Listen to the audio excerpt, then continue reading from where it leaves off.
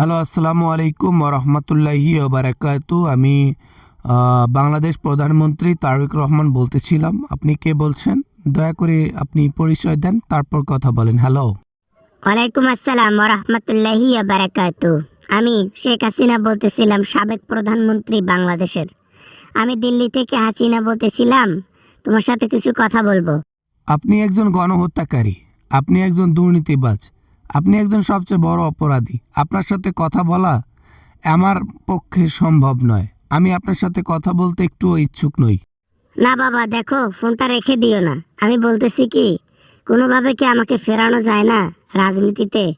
আওয়ামী লীগ বাংলাদেশে থাকলো, আমরা রাজনীতি করলাম কিন্তু পদ নিলাম না। তাই নাকি?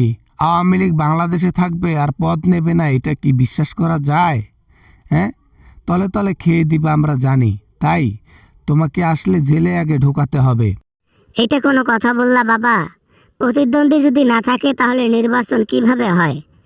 আমরা তো তোমার কড়া প্রতিদ্বন্দ্বী ছিলাম, আমাদেরকে ব্যান্ড করে দিয়ে তোমরা এখন রাজত্ব করতেছো। গণহত্যা করছেন, তা জনগণ কি করবে? আপনাকে দেশের মধ্যে রেখে পূজা করবে? আপনার জায়গায় আমি থাকলে আমারও সেম সেম অবস্থা হইতো। তাই বলি কি, আসলে জনগণ হয় উপরে আপনাকে পাঠায় দেবে, নয়তো সরকার মানে আমরা আপনাকে জেলে ঢুকে পার্মানেন্ট বন্ধ করে দেব।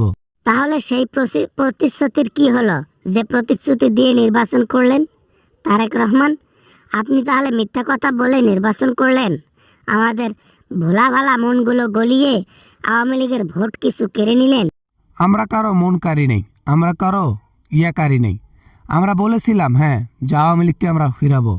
আমরা এটা বলি নাই যে শেখ পরিবারের কাউকে বাংলাদেশে আমরা ফিরাবো। ওরে বাবা রে বাবা, তাহলে বাসটা আমাদেরকে চিকনে দেওয়া হয়েছে। আর চিকনে বাসটা দেওয়ার কারণে আমরা বুঝতেও পারি নাই যে তারেক রহমান আমাদের উপর শিয়ানগিরি করেছে। বিপুল ভোটে জয়লাভ করেছি, আর তোমরা বলো আমরা শিয়ানগিরি করেছি। জনগণ চায় না আওয়ামী লীগ দেশে আসুক। আওয়ামী লীগ দল হয়তো দেশে থাকবে, কিন্তু তোমরাগুলা থাকবা না। না না, আমরা না থাকলে আওয়ামী লীগ কিভাবে থাকে? শেখ পরিবারের লোক মানেই হচ্ছে আওয়ামী লীগ, আর দ্বিতীয় কোনো লোক এই দল চালাইতে পারবে না। আমরা সেটা কখনোই মেনে নেব না। মানলে মানো, না মানলে না মানো, দেখার টাইম আছে।